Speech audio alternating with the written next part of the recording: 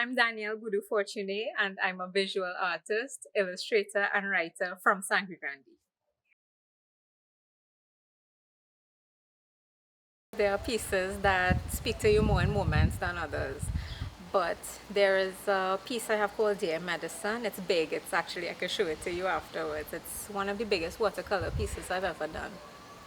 And it took like weeks of planning, kind of working through the symbolism. So what I love about that piece is every part of it is thought out. The symbolism and then from the plants and the animals and everything like that. And I kind of worked through that at the same time I was working on my first collection of poems. So it kind of happened hand in hand. So there's, a lot of that symbolism of growing up in Trinidad, womanhood, growing up, the experience of like a young girl growing up in the Caribbean and that kind of thing. So there's a lot of imagery in it that was really carefully thought out. So that piece I can't sell that piece or exhibit it or anything like that. Like it's been exhibited, but it's part of my personal collection. That one is special.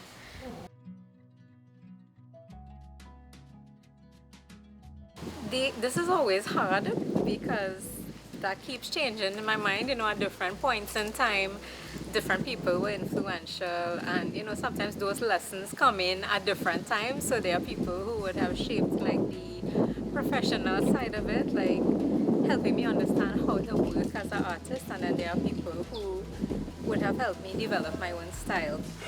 But in terms of local artists, who immediately comes to mind is James Hackett. I've always been a huge fan ever since he would have illustrations in the newspaper like way back when. He was always a huge influence. I think it helped me to understand that there are different ways to be an artist, and not just like the really hyper realistic life like styles that you would see a lot. He was a huge influence, and also later on when I started working as an artist, he helped me promote my art, share it online and that kind of thing. And also the artist Shalini Siriram, she was influential early on as well. And in terms of my writing, Dr. Jennifer Rahim, who recently passed away, she was my greatest influence as a writer, as a poet. She mentored me early on in my career, and especially me being a huge introvert. And that's something she understood.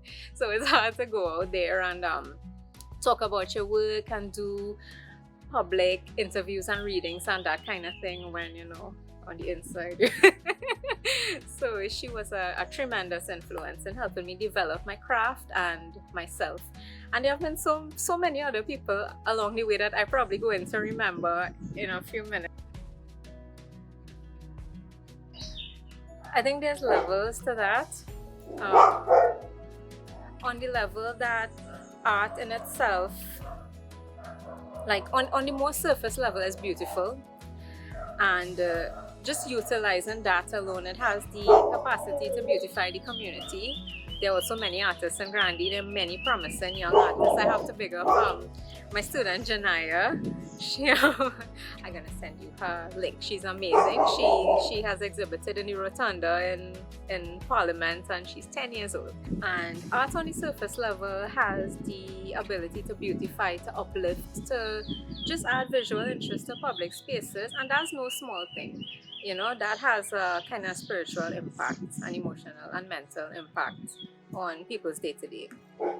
And also it gives people an outlet for the emotions, their processes, how they experience society. And so that's important. It's a viable path, and that's something that we don't always see. I mean, speaking for myself, growing up, I didn't know that you could exhibit. I didn't know that it was a viable career path that you could do. And I mean, art is not just painting, it's sewing and weaving and pottery and all those kind of things. So it's really broad, and it has a lot of potential for social change and for upliftment. This book was awarded the OCM Bocas Prize in Caribbean Poetry in 2019.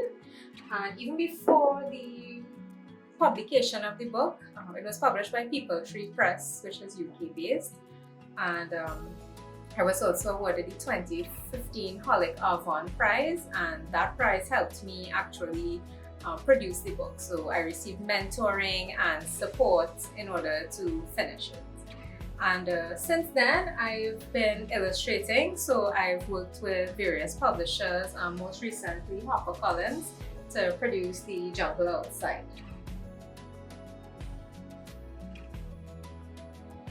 I mean, the kind of relationship between the business community and the creative community is really important, because they kind of have the potential to empower each other in a way that's beneficial for the whole community. I think, just right off the bat, I think that mural projects would be a beautiful thing to see in Sangre Grande.